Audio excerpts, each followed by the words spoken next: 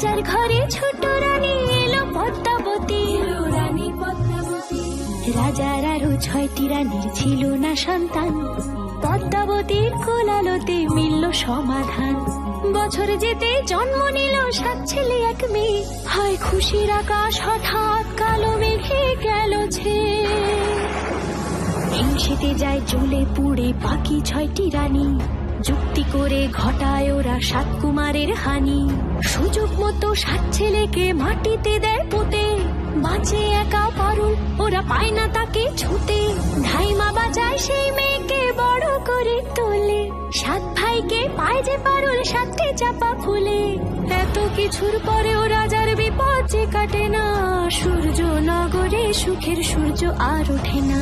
হিংসা বিবাদ বিচ্ছেদ আর প্রেমের কাহিনীতে পারুল বোন কি পারবে 7 ভাই চম্পাকে জাগাতে।